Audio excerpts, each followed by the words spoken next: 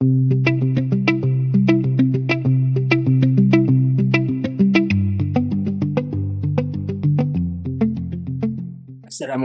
kita lanjutkan lagi ya. Ya, di video ini kita akan melengkapi fitur yang belum kita buat, yaitu register. Namun kita juga akan buat sebuah notifikasi. Nah, jadi kalau teman-teman bisa lihat, ini kan no data nih. Kalau kita inspect elemen, konsol, nah ini ada error nih, 401 unauthorized. Jadi ada informasi error nih. Di latihan ini kita coba buat errornya di sini, notifikasi sebagai latihan saja. Ya walaupun di real application dengan begini saja sudah cukup. Kita nggak perlu lagi kasih tahu errornya kenapa di sini. Oke, untuk notifikasinya kita akan gunakan library tambahan dari Vue. Kita akan menggunakan package ini, jadi teman-teman bisa lihat linknya di deskripsi. Oke,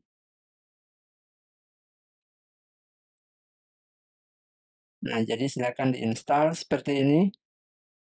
Nah, saya sudah install, jadi teman-teman tinggal ini aja, bisa ikuti langsung dari dokumentasinya. Lalu jangan lupa tambahkan dependensinya di main.js-nya kita, kemudian di file app.vue kita gunakan seperti ini. Oke, bisa dilihat di kode editor main.js. Nah, kita pasang sudah, lalu kita app use notification kita gunakan sudah. Nah, selanjutnya di app.vue di sini file ini kita pasang seperti ini. Oke. Nah, lalu kita kan mau gunakan contohnya di sini, yaitu kita ingin tampilkan error 401 di sini kan. Nah, jadi caranya cukup gampang, kita akan gunakan Axios.js. Nah, di sini kita akan gunakan Axios Interceptors. Kita buat seperti ini, axios.interceptors.response.use. Nah, kemudian parameter pertama yaitu response. Kita kembalikan response, kemudian parameter yang kedua yaitu error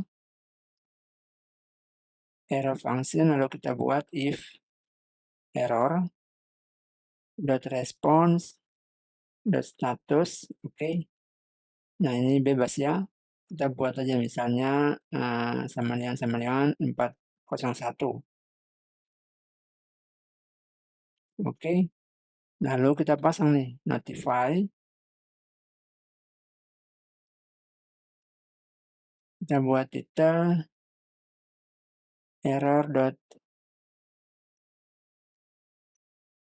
response data.message. Nah, seperti ini. Kemudian kita buat tipenya error. Oke, kita simpan. Nah, kita bisa lihat. Oke, teman-teman bisa lihat ya. Kita refresh. Nah, unauthenticated. Jadi seperti itu penggunaan Axios Interceptors dan juga notifikasi. Kita coba sekarang ke halaman login. Kita cek ya. Kita coba email test@example.com, password, kita login. Oops. Nah, ini tidak jalan. Kenapa? Login. Oh, sorry. Ini bukan 200 ya, tapi 204. Karena yang dikembalikan no content ya saat kita login. Jadi kita bisa coba lagi test@example.com, password, login. Oke, why? Coba inspect elemen, konsol. Oh maaf, saya lupa jalankan database-nya. Oke deh, kita login. Nah, berhasil ya.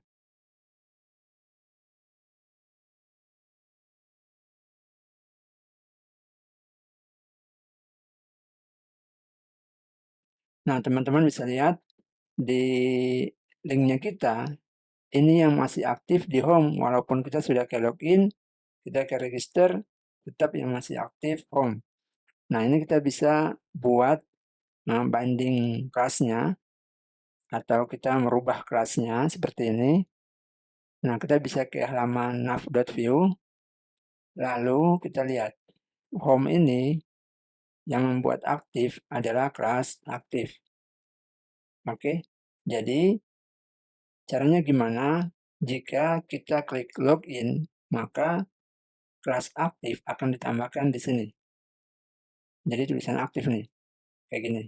Kalau kita ke login, begitupun kalau kita ke register. Nah, caranya cukup mudah. Jadi ini kita hapus ya, kita hapus, oke. Lalu kita ke root.js, ini. Oke, kita sudah ke roots, file roots. Lalu kita buat di sini link aktif class, kita buat aktif. Jadi kita akan tambahkan kelas aktif ketika router atau link tersebut aktif. Oke. Nah, teman-teman bisa lihat register sudah aktif. Kita ke login. Oke, loginnya aktif. Kita ke home. Oke. Nah, jadi kalau teman-teman lihat di sini, body, div,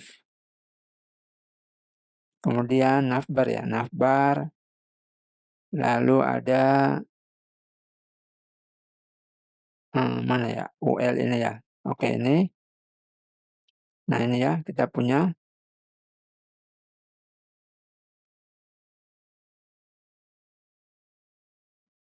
Oke. Nah, ini yang home. Nah, maka ketika home aktif, nanti ada tambahan kelas dari view, yaitu router link exact aktif. Oke. Begitupun kalau kita ke login nih. Ini login kan kelasnya masih navlink nih. Kita ke login, maka ada tambahan nih. Router link exact aktif. Oke.